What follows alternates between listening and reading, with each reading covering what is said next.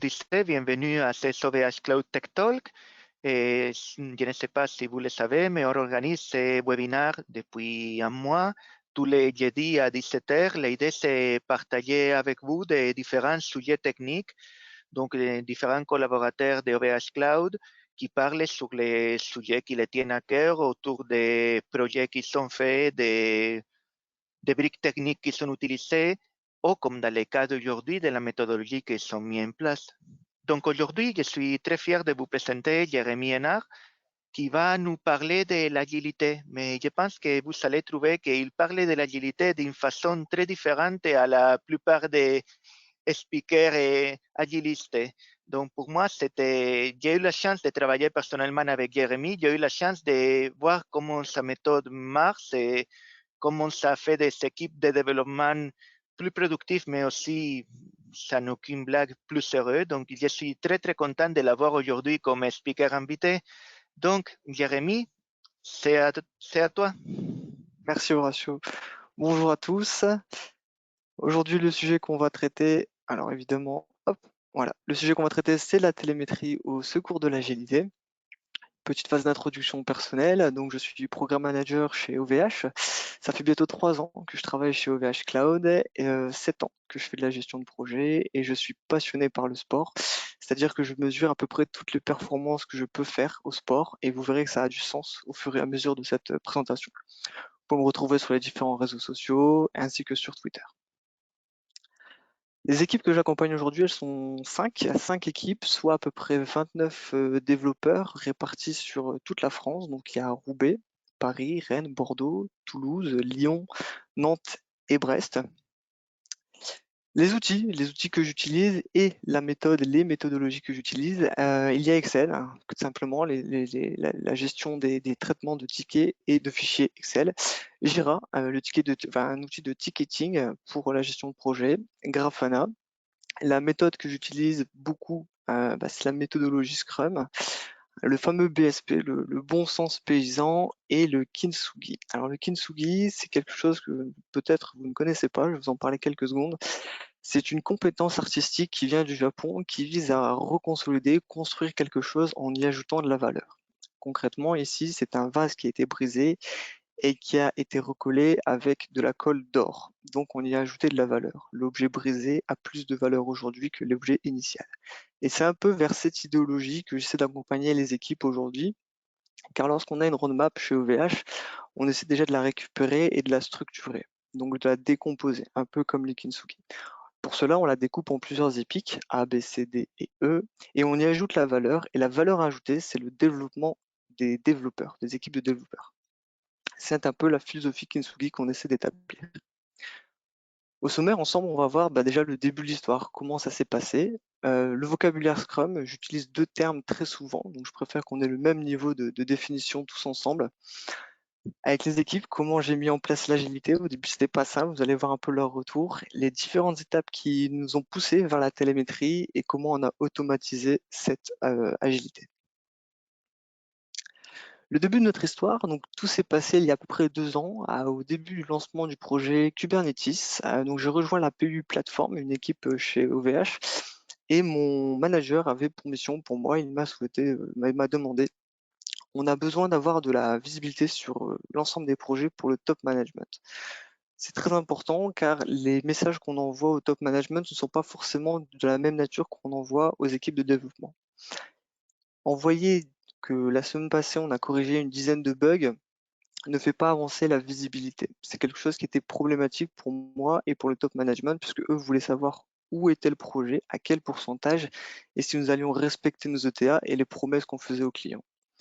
Les équipes de développement, ensuite, le deuxième message qui m'était demandé, c'était que les équipes de développement, elles devaient suivre la progression de leurs travaux. Et là, ça a du sens. Pour les équipes de développement, c'est très important de savoir qu'elles ont corrigé une dizaine de bugs la semaine passée, tout simplement pour être rassurées que le socle technique est renforcé. Enfin, les équipes, elles doivent trouver du sens à leurs actions. C'était quelque chose qui était important. Prendre du ticket pour faire du ticket n'avait pas de sens et beaucoup de développeurs perdaient justement le sens à tout ce qu'elles faisaient. Enfin, on doit donner de l'information pour le commanditaire. Donc, j'entends par là soit le chef de projet marketing, soit le product owner ou tout simplement le client. Donc si je devais résumer ma mission avec vous, je vous dirais que c'était d'apporter de la macro-vision pour mon top management et de la micro-vision pour les équipes de développement. Je vous ai parlé de vocabulaire Scrum, je vais me positionner sur deux mots qu'on utilise ensemble très souvent dans nos équipes. Le grooming ou le refinement, aujourd'hui le nouveau terme. Les valeurs attendues sont les story points. Si vous vous souvenez, le terme Kintsugi, la philosophie Kintsugi, c'est décomposer quelque chose pour y ajouter de la valeur. Et ben c'est ce qu'on fait au travers de notre grooming. Lorsqu'on a un projet chez OVH, on le découpe en plusieurs épiques et à l'intérieur de ces épiques, on annonce les tickets qu'on va devoir traiter pour réaliser cette épique. La valeur attendue de ces tickets, c'est du story point, comme dans la méthodologie Scrum. Le second terme qu'on utilise beaucoup ici dans nos équipes, c'est le terme impediment, c'est l'obstacle. C'est le moment où les équipes sortent de leur sprint, où un développeur vient taper sur l'épaule de son collègue en disant voilà, il y a un problème, un bug, un client a besoin de nous, on doit l'aider. Et bien aujourd'hui, c'est quelque chose qui est parfaitement maîtrisé et visible chez nous. Et la valeur attendue avec cela, c'est un ticket avec un temps logué. Et vous allez voir que ça me donne énormément de visibilité au cours de la présentation. Au début, donc je suis arrivé il y a 2 ans, et j'avais déjà cette volonté de mettre en place de l'agilité. Et au début, les types de retours que j'ai fait par rapport aux équipes, c'était cela. Ils m'ont dit, être agile, c'est une astuce pour justifier un échec de gestion de projet. En effet, ils pensaient que avoir oublié quelque chose à faire dans une roadmap, dire qu'on est agile, c'est une manière de le justifier. Le Scrum, ça ne sert pas les équipes de développement, c'était d'abord pour les managers. Scrum est un mot à la mode, dire qu'on fait du Scrum, ça ne sert pas les équipes, c'est pour les managers. Le Scrum, c'est pour nous fliquer, c'est pour vérifier si on a bien bougé nos tickets, si on est bien à l'heure, au bon endroit, au bon moment. Enfin, la plus belle, c'était le Scrum. On a testé il y a 3 ans et on a vite compris que c'était pas pour nous. Donc partant de là, je partais déjà avec un petit handicap et il y a une chose qui est certaine, c'est qu'il fallait que je fasse des preuves. La première chose que j'ai fait avec eux, la première étape, c'est d'abord de remettre en confiance l'équipe. Je leur ai dit que j'étais d'abord là pour leur donner de la visibilité, que ensemble, on allait créer de la valeur, que nous allions respecter leur rythme. Ils n'allaient pas avoir un backlog immense, on va respecter leur rythme et on va tenir nos engagements. Les engagements, c'est quelque chose d'important on le dit souvent, on respecte nos ETA. Donc j'ai mis volontairement un astérisque sur ETA, parce que ça peut être un go live, ça peut être une mise en production ou une date attendue fixée. Comme mes engagements avaient été pris, j'ai voulu justement que mes équipes s'engagent auprès de moi. Donc j'ai demandé une chose, j'ai dit ben voilà, j'aimerais qu'ensemble nous respections les règles du Scrum. Les règles du Scrum, elles sont assez simples. Le daily meeting, la réunion quotidienne où on se parle, les rétrospectives de sprint, les sprint planning, on prépare quelque chose, et les sprint review, on fait des démos. Enfin, bien sûr, on renseigne les impediments. N'hésitez pas à me renvoyer l'information comme quoi vous avez été dérangé 1 heure, 2 heures. C'est des informations nécessaires pour la visibilité. Enfin, nous allons respecter la transition des tickets, car comme vous l'avez vu, mes équipes sont distribuées sur toute la France et c'est quasiment impossible pour moi de vérifier que tout soit au bon endroit au bon moment. La troisième étape, c'était d'abord de convaincre avec des chiffres et des métriques. Donc voilà, je vous présente ce qu'était mon quotidien, beaucoup de tableaux, des formules, des courbes, et on a essayé de faire quelque chose avec ça. On voulait créer une première valeur, c'était d'abord de trouver notre vélocité. Donc comment on a fait ça? Au début, on est passé par de simples feuilles de papier que j'envoyais tous les jours par SMS. C'était vraiment pas simple, donc on est vite passé sur Jira, beaucoup plus simple pour avoir de la visibilité et des courbes nécessaires. Comment on calcule la vélocité? La vélocité, c'est simplement la somme des story points complétés par la durée du sprint. Donc souvenez-vous, on a groomé les tickets, on a créé de la valeur, et donc ça, c'est une somme de story points qu'on doit embarquer sur une période de temps. Et tout ça, ça nous permet de voir notre vélocité. La vélocité, elle permet de créer beaucoup de valeur aujourd'hui avec nos équipes. Pourquoi? Souvenez-vous, philosophie Kintsugi, je prends, je brise et je reconstruis petit à petit. Ici, j'ai fait 2 exemples assez simples, Epic A et Epic B. L'Epic A a une valeur de 30 points. Les tickets à l'intérieur qui ont été groomés ont différentes valeurs en points d'effort. La somme de ces points a une valeur de 30 points. La même chose pour l'Epic B qui a une valeur de 45 points. Et j'ai mis volontairement un diamant parce que en termes de valeur, c'est quand même assez hallucinant. Je vais vous montrer un petit peu un exemple simple. Ce qu'on pouvait déjà faire, c'est d'avoir la prédictibilité. Puisqu'on s'est dit que la somme des story points divisée par la vélocité de notre équipe, avec un coefficient de sécurité, je vous en parlerai tout à l'heure, notamment avec l'impediment, est égal à un certain nombre de jours. Un exemple concret, nous avions une roadmap à 325 points à faire. L'équipe avait une vélocité à 10 points, auquel on a appliqué un coefficient de 30% de sécurité. Ça nous permettait de voir que nous étions capables de réaliser la roadmap dans un délai de 42,25 jours. C'était notre prédictibilité. Et comment elle se caractérisait du côté de mon travail? C'était beaucoup de fichiers Excel. Donc, je vous ai mis un exemple ici. J'avais ici donc récupéré l'ensemble des épiques qui étaient nécessaires pour la roadmap, avec la somme des story points qui avaient été groupés. Donc, ils ont été évalués par les équipes. Je récupérais chaque point qui avait été donné et j'étais capable d'avoir la progression totale de chaque épique. Bien évidemment, j'avais une colonne totale qui me permettait de voir la quantité de travail nécessaire évaluée par les équipes, la quantité qui avait été donnée par mes équipes et le fameux reste à faire. Donc il nous restait ici 176 points à faire avec un taux de complétion de 64%. La première chose que j'ai envoyée, on reprend la mission, la macro-vision, j'ai envoyé à mon top management que nous avions fait 64% de notre roadmap. Et qu'est-ce que je pouvais dire davantage? C'était qu'il nous restait 176 points à faire et avec leur vélocité de 7,3 points avec le coefficient de 1,3, il nous fallait à peu près 31 jours pour réaliser le reste de la roadmap. Bien évidemment, une des promesses qu'on s'est faites, c'est de respecter nos ETA. Et l'ETA ici était bien noté et il nous fallait 48 jours de travail ouvrable pour pouvoir arriver jusqu'à ce TTA. Une soustraction simple nous disait 48 moins 31 égale une prédictibilité de 17 jours. Message au top management, la roadmap se porte bien, nous sommes dans les temps, pas de problème. Message aux équipes de développement, la microvision, les gars vous êtes au top, continuez, on est dans les temps. Donc beaucoup de fichiers Excel, comme vous avez pu le voir, et ça nécessitait beaucoup de complexité, puisque la gestion et le traitement des données, elle était manuelle. Les informations que je rentrais, il fallait qu'elles soient bien précises, donc il fallait une grande rigueur et une grande vigilance. Si je me trompais d'une valeur de 10 points, ça pouvait compromettre la roadmap et la prédictibilité. Donc toute cette maintenabilité, elle était complexe et chronophage, et le partage de l'information était très complexe aussi, car les messages envoyés le lundi soir ne sont pas les mêmes le mardi matin ou le mardi soir. Donc ça, c'était beaucoup de stats, beaucoup de métriques, mais en fait, dans la vraie vie, avec les développeurs, ça se passe pas vraiment comme ça. C'est pas que des chiffres et des métriques et des probabilités. Donc une des promesses qu'on s'était faites, c'est justement de se réunir au quotidien. Et tous les jours, j'avais les messages qui étaient les suivants. J'ai un client qui est venu me voir en direct pour la gestion d'un problème. On est venu me déranger pour fixer un bug. J'ai pas eu le temps de traiter mon ticket, j'ai dû gérer une urgence. Et ça, c'était pas grave du tout. Ce que je peux dire aujourd'hui avec vous, c'est que les statistiques, elles ne prédisent pas l'inattendu, mais on peut la voir. On peut voir l'inattendu de deux façons, à la fois micro et macro, toujours avec cette idée de mission. Lorsqu'on fait du Scrum, donc ce qu'on a, c'est un burn on chart. Donc pour ceux qui ont l'habitude de faire du Scrum, le burn on chart, ça se présente de cette manière-là. On a fait un sprint planning, donc on a préparé notre travail et nous étions partis avec une somme totale de 125 points à réaliser sur une période de 10 jours. Les jours passent et les équipes continuent et plient le travail. Donc, comme elles plient le travail, elles marquent des points, donc les points diminuent, la quantité de travail diminue. Bien évidemment, l'objectif est d'arriver au jour 10 avec plus aucun point. Lorsqu'on est au-dessus de cette médiane, cela annonce un retard dans le Scrum. Donc, pas de problème, j'avais cette vision-là. La seconde chose, souvenez-vous, une des promesses que j'ai demandé aux équipes, c'est de loguer les temps au moment où elles sont dérangées. Et j'ai réussi à faire ce type de courbe qui me permettait d'avoir beaucoup d'informations, vous allez comprendre. Je m'aperçois ici que le jour 5, l'équipe a été dérangée pour un total de 12 heures. Le jour 7 pour un total de 17 heures. En fait, ce que j'ai fait, j'ai pris les deux courbes, je les ai superposées l'une à l'autre, qui me permettaient de comprendre pourquoi les équipes, elles accusaient un retard pendant le sprint, parce qu'elles étaient occupées à autre chose.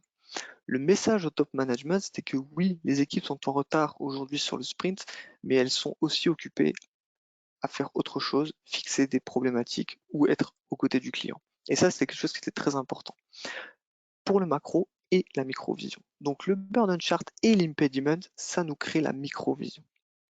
Si je la conclue avec vous, cette micrométrique, elle nous aide à comprendre ce que nous sommes capables de prévoir au travers de notre burden chart, donc on a prévu ce travail, et de voir nos imprévus avec la courbe des impediments. Ça, c'est la micrométrique.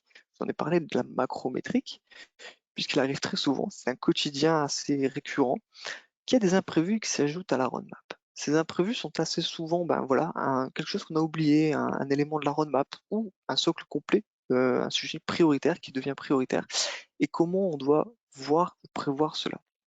C'était compliqué pour moi de demander de la rigueur avec mes équipes de développement si on était perturbé de ce niveau-là.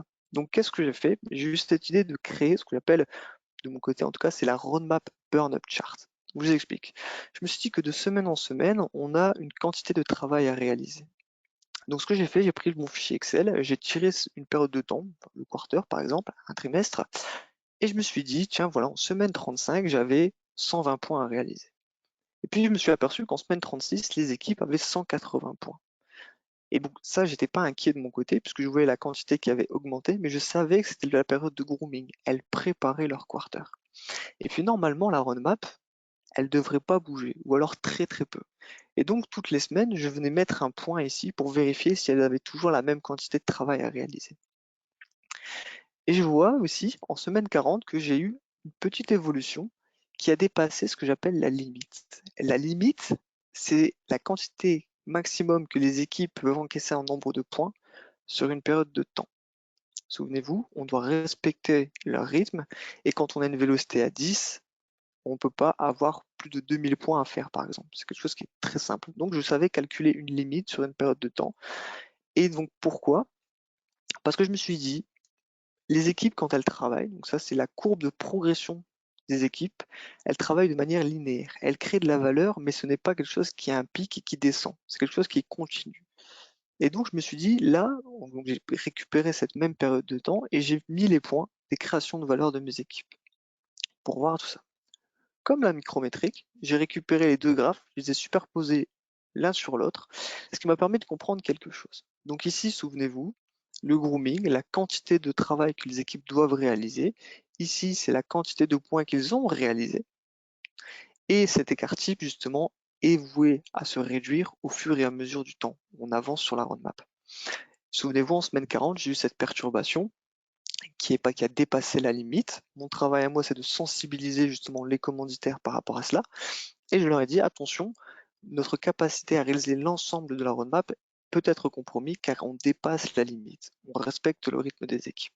Donc il y a eu une négociation, on a repriorisé, on a été agile et on s'est dit, bah tiens, voilà, effectivement, on ne respecte pas le rythme, on a réduit le scope technique à réaliser pour que les équipes rejoignent le plus possible cette ligne d'objectifs de roadmap. Qu'est-ce qu'on pouvait dire avec ça? Je pouvais dire que nous avions potentiellement réalisé 85% de notre roadmap, mais que celle-ci avait été perturbée à hauteur de 20% par exemple. Donc assez simple, je vous ai mis la formule du taux de variation pour vérifier la variation de notre roadmap. Ça, c'est la macro-vision. Je suis capable de voir très haut toute la roadmap qui a été prévue, les perturbations que l'équipe a subies, et bien sûr si on respecte le rythme des équipes. Ça, c'est la macro-vision. Je la conclue avec vous. La macrométrique, elle nous aide à comprendre ce qu'on est capable de réaliser sur la période de temps, le grooming, et de respecter le rythme des équipes, c'est-à-dire que si on groom un petit peu trop et qu'on dépasse la limite, on ne respecte pas le rythme des équipes. Si je conclue avec vous, la macrovision et la microvision étaient réalisées. Nous savions grâce à ça prendre des décisions, on avait énormément de vision, on avait créé beaucoup de valeur grâce à notre vélocité et nos courbes, et on respectait le rythme des équipes. C'était quelque chose qui était super. Beaucoup de fichiers Excel, et tout ça est arrivé le moment du challenge. Mon manager m'a dit, Jérémy, si ça marche pour une équipe, ça doit fonctionner pour toutes les équipes. Souvenez-vous, le traitement manuel d'Excel, c'est quelque chose qui était très compliqué, très chronophage pour moi. Donc il fallait que je multiplie par 5 tout ce que je faisais au quotidien. C'était très très compliqué. Il m'a défini ma nouvelle mission. J'ai reçu ce mail. Il m'a dit, je devais mesurer à distance les performances et la progression des équipes en temps réel et fournir la mise à jour des informations nécessaires à la conduite d'un projet. C'est costaud. Donc, par rapport à ça, j'ai été perturbé. Et c'est souvent comme ça, on est challengé, on sort un peu de sa zone de confort. Et j'en ai parlé autour de mes équipes et on a eu une idée. Je travaille avec des équipes Matrix d'OVH qui ont l'habitude de travailler avec un outil qui s'appelle Grafana. Et on a l'idée de mettre en place ce qu'on appelle, nous, aujourd'hui, la télémétrie agile. Je vous la résume. Jira plus Grafana, pour nous, c'est parfait. on a eu l'idée, donc justement, c'est de mettre en place pas mal de choses. On s'est dit, toutes les informations dont tu as besoin, Jérémy, donc moi, je les récupère dans Jira. Je suis la progression des projets, je suis les sprints, je suis les vélocités, toutes ces informations-là. Et toutes les formules de calcul, je les récupère. Eux, ce qu'ils ont dit, bah, on va récupérer toutes les informations qui sont disponibles dans Jira, on va créer un robot, un bot qu'ils ont appelé Jérém, et lui, il va récupérer toutes les informations dont tu as besoin. On va les stocker dans Matrix avec des formules de maths, des formules de calcul, et tout ça, on va pouvoir le projeter sur le Grafana. Alors ça paraît assez fou, mais ils l'ont réalisé. Donc comment? Je vous envoie quelques informations techniques sur le bot Jérém. Le langage, c'est du Golang. Ça travaille sur l'API scrapping, Matrix. La database, c'est du Warp 10. Et comment on a réussi à structurer la donnée, donc là je vous ai mis un exemple simple, parce que c'est quelque chose qui est important. On s'est dit, voilà, on a un objet, je vous ai mis un exemple. Le projet OB, les pics, alpha, souvenez-vous, le grooming, information, tâche donne. Et cette information-là, cet objet, on vient l'interroger à un intervalle régulier, toutes les 20 minutes, pour vérifier quelque chose, c'est déjà s'il y a une évolution. Je vous ai mis ici une courbe de temps, pour vous simplifier ça, et on vient toutes les 20 minutes, on vient mettre un point. Et puis ça voit qu'au bout d'un moment, bah justement, on passe à 5, 8, 12 points, 18 points. Il y a une évolution, on progresse. Voilà comment comment la donnée était structurée. Donc tout ceci est stocké et renvoyé vers Grafana. Donc au début, on a fait des petits coloriages, donc on a utilisé des petits coloriages, on a fait des dessins, et on s'est dit, bon ben voilà, on va essayer de faire quelque chose. Et maintenant, je peux vous présenter aujourd'hui notre tableau de télémétrie agile, avec les deux types de vision, la macrovision et la microvision. À qui sert-elle? Au top management, au product marketer, au programme manager, aux équipes de développement, au scrum master et aux leaders techniques. Bien évidemment, c'était beaucoup d'infos, je vais vous expliquer tous les tableaux. On va d'abord attaquer la macrovision de cette télémétrie agile. La macrovision, elle se découpe en 4 gros blocs que je vais vous détailler ici. Le premier bloc, c'est les informations capitales pour le top management. La première information, c'est la prédictibilité par rapport à la roadmap. Est-ce qu'on est dans les temps? Est-ce qu'on respecte le rythme des équipes? Tout ça, c'est important. La progression totale du quarter. À quelle position sommes-nous? Nous sommes à 87%. La vélocité de l'équipe, très important à respecter. La moyenne des temps renseignés par les équipes au cours d'un sprint. Le temps nécessaire pour réaliser le reste de la roadmap. Donc ici, le story point remaining, il nous reste 34 points à faire. Le nombre de jours nécessaires avant la date butoir, 18, facile. 18 moins 6 plus 12. Parfait, nous sommes dans les temps. La deuxième partie, c'est mon fichier Excel qu'on a récupéré, qu'on a renvoyé sur Grafana, qui est généré automatiquement. Je n'ai plus de saisie manuelle à faire, tout est récupéré. Avec ça, le titre de mes épiques, la somme des story points, ce qui a été donné, la progression totale de chaque épique et la progression globale du quarter. Cette troisième partie, c'est mon tableau préféré. J'adore ce tableau, tout simplement parce qu'il y a 4 colonnes qui sont pour moi très importantes. De semaine en semaine, on vient mettre un point pour voir la progression totale du quarter. On peut voir une évolution très logique. Et ici, on peut voir aussi le nombre de fois dans cette deuxième colonne, le nombre de fois où les équipes ont été dérangées pendant la semaine, avec les temps moyens qu'elles ont renseignés, et éventuellement nous alerter. Évidemment, on a mis une mise en forme conditionnelle. Ici, en semaine 24, je m'aperçois que les équipes ont été dérangées 11 fois, pour un total de 91h20. C'est important, il faut le signaler, on l'a vu, et on savait aussi pourquoi. On a géré un bug important, et donc tout ça, c'est visible et c'est communiqué. Enfin, cette dernière colonne, c'est au moment où on vient perturber un petit peu la roadmap. C'est le nombre de points qu'on ajoute, le nombre de points qu'on retire. Et si on s'aperçoit et qu'on est dans le détail, en semaine 25, on a ajouté 421 points à la roadmap, mais c'est pas grave, c'était prévu. C'était du grooming. Et comme ils ont été un petit peu gourmands au niveau de la quantité, bah, la semaine suivante, on a repriorisé, on a dit attention, il faut respecter le rythme des équipes. Des tableaux, on crée des courbes. Et voilà les courbes. Donc ici, de semaine en semaine, nous venons mettre un point pour voir la progression totale de notre quarter. Et bien évidemment, c'est linéaire et ça avance. Ici, la roadmap burn-up, chart, souvenez-vous-en, et ben c'est simplement la mise en forme de ce que je vous ai présenté tout à l'heure, automatique. Ici, on peut voir un pic de travail conséquent, nécessaire, que l'équipe a groomé. En courbe verte, ici, la courbe C, c'est le travail que les équipes créent et la valeur qu'elles créent au fur et à mesure. Et une chose qui est importante, c'est que vous voyez que dès le départ du grooming, on a dépassé la limite. L'information, c'est que je donne ce message auprès des équipes et auprès des commanditaires en leur disant attention, la probabilité que nous réalisions 100% de vos souhaits est compromis car c'est au-dessus de la capacité de l'équipe à réaliser. Et j'ai un exemple concret pour ça, pour vous. Voilà, c'est exactement ce qui s'est passé le 28 février 2020. L'équipe IO avait justement, fin du quarter, on regarde un petit peu le résultat. En prédictibilité, je suis à moins 22. Progression du quarter, 71. Bon, j'essaie un peu de comprendre pourquoi. Et je regarde ici, dès le départ, le grooming, c'était un petit peu au-dessus de leur capacité à réaliser. Donc évidemment, le message est passé, ça a été maintenu.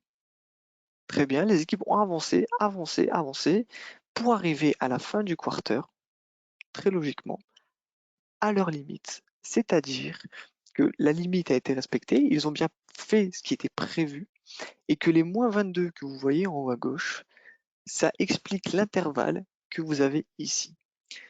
Quel type de décision on peut prendre pendant ces moments-là? La première, c'est si demain vous voulez 100% de réalisation, respectons le rythme des équipes. Ou si demain vous voulez maintenir le même type de roadmap, peut-être qu'il serait intéressant d'avoir un ou deux développeurs avec nous en plus afin de réaliser ce type de roadmap. Ça nous permet de prendre des décisions. La microvision, donc là je vous ai parlé de la macrovision, la microvision, très importante pour les équipes de développement. Elle se décompose en 3 blocs assez simples. Le premier, c'est le fameux burden chart avec le taux de complétion du sprint en temps réel, le burden qui se dessine sur le fil du temps, le nombre de fois où les équipes ont été dérangées en impediment, 14 fois ici, le temps moyen, 44 qu'elles ont enseigné, et ici la courbe de perturbation. On peut s'apercevoir de beaucoup de choses, elles sont souvent dérangées le lundi ou le vendredi, et tout ça on est capable de s'adapter. On est allé un petit peu plus loin, parce on voyait qu'on était souvent perturbé, et on s'est dit mais pourquoi on est perturbé? Quelle est la raison, la nature de notre dérangement? On a, nous, ce qu'on a créé, c'est la nature de l'impediment, c'est pourquoi on est dérangé. Et on peut s'apercevoir d'une chose, c'est que ces natures d'impediment nous parlent énormément. En effet, lorsque votre équipe renseigne 85 ou 80% de temps en impediment à résoudre du bug, c'est que potentiellement la dette technique est importante et qu'au lieu de travailler sur une feature, il est peut-être nécessaire de consolider le socle technique afin de rassurer et stabiliser les développements et mieux avancer. Même chose au niveau du support, de l'infra et toutes ces natures. Ça nous donne énormément de visibilité, énormément d'informations et ça nous aide à construire notre roadmap et à prendre de bonnes décisions. Et puisqu'on est gourmand, chez OVH, on est un petit peu plus loin. On s'est dit, on va faire du macro-micro. Comment on a fait ça? Alors, c'est une vidéo, j'espère qu'elle pourra se lancer. C'est top, elle va se lancer. Un projet chez OVH, c'est pas qu'une épique. Ça peut être 2, 3 épiques, 4, peu importe, en fonction de la volumétrie du projet. Je vous ai joué une petite vidéo, j'espère qu'elle va se jouer de côté de chez vous. On a ajouté un filtre dessus qui nous permet d'aller chercher des épiques spécifiques attendues dans la roadmap afin de vérifier le rythme de vie du projet ou des épiques en question.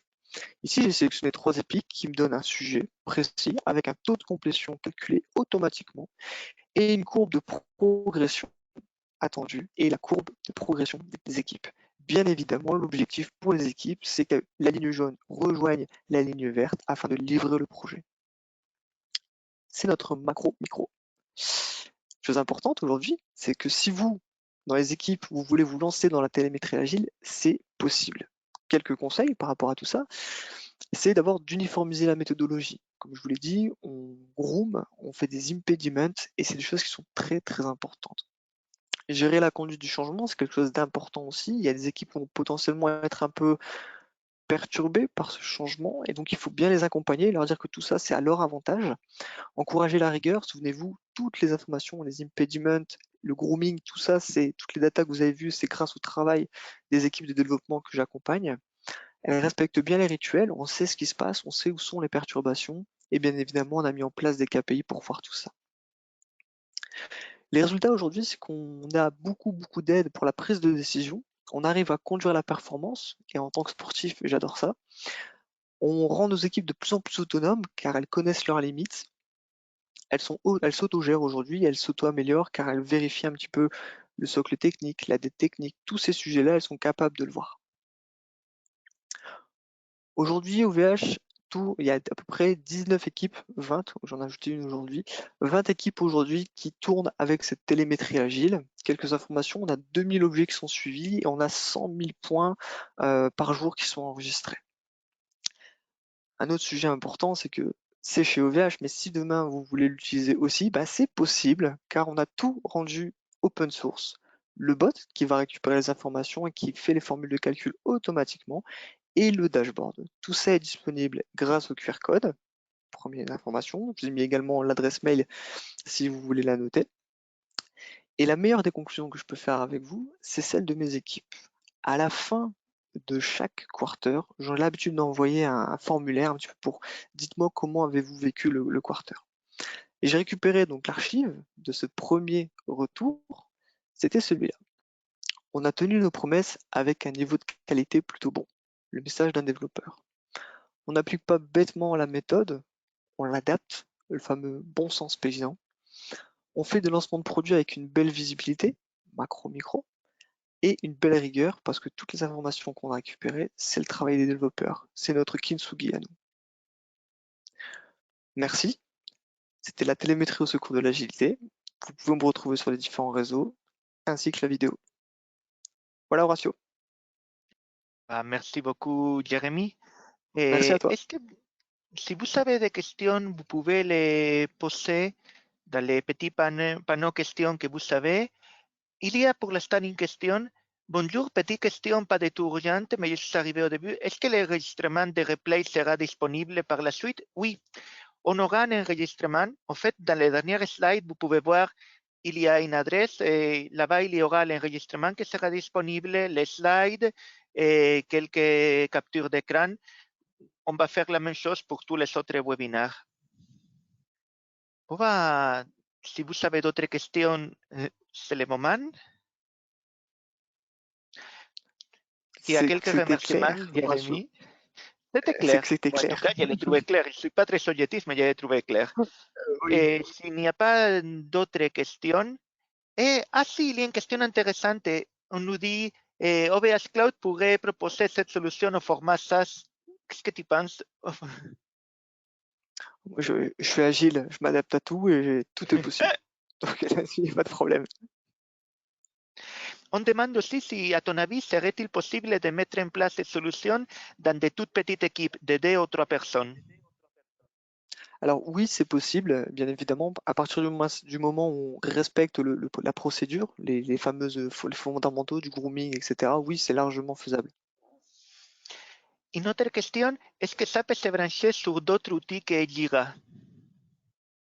Alors Est-ce qu'il y a aujourd'hui, un j'ai pas format cette d'entrée à information. respecter? Pardon, Horacio, j'ai pas entendu la Et, deuxième. et la question de la même personne, est-ce qu'il y a un format d'entrée à respecter? Donc, Alors, Jira et format d'entrée.